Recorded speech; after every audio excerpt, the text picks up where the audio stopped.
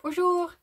Een tijdje terug heb ik van een kijker van YouTube kanaal een vraag gekregen of we wat tips en tricks konden delen over emigreren naar Frankrijk. Ik heb er een tijdje over nagedacht. Het was ook al een tijdje geleden, natuurlijk alweer 3 jaar geleden. Maar ik dacht, ja, waarom niet?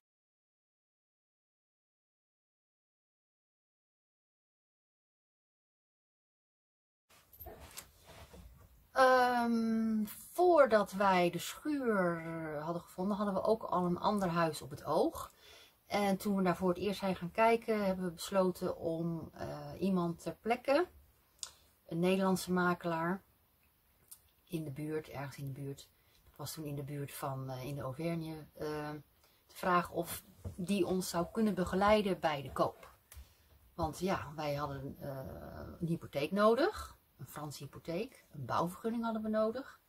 En ja, je hebt ook een notaris nodig. En nou ja, we spraken de taal niet goed. Je weet niet wat de gewoontes zijn, hoe dat werkt in Frankrijk. Dus wij vonden het wel handig om iemand te vragen ons daarbij te begeleiden. En dat is eigenlijk heel goed bevallen. Anders hadden we waarschijnlijk nooit die Franse hypotheek kunnen krijgen.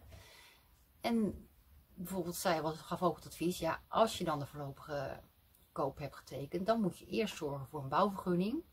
En dat ook onderdeel maken van het contract, van die voorlopige koopcontract. Van als je geen bouwvergunning krijgt, dan kopen we het huis niet.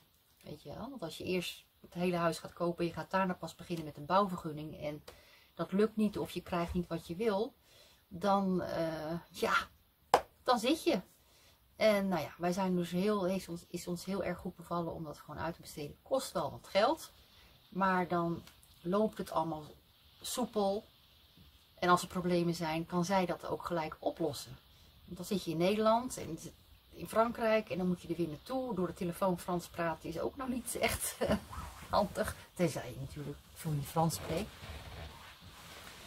En ja, dus wij raden aan, ik raad aan om iemand ter plekke, een adviseur in te schakelen. Of als je iemand kent die weet hoe de hazen lopen, vraag om hulp. Vraag daarbij om hulp. Als je het in je eentje gaat doen, dan kom je allerlei dingen tegen waarvan je denkt van nou, wat moet ik hier nou weer mee? En ondertussen ben je nog steeds gewoon thuis in je Nederlandse leventje aan het werk of aan het leven. En heb je eigenlijk weinig tijd om al die dingen te regelen.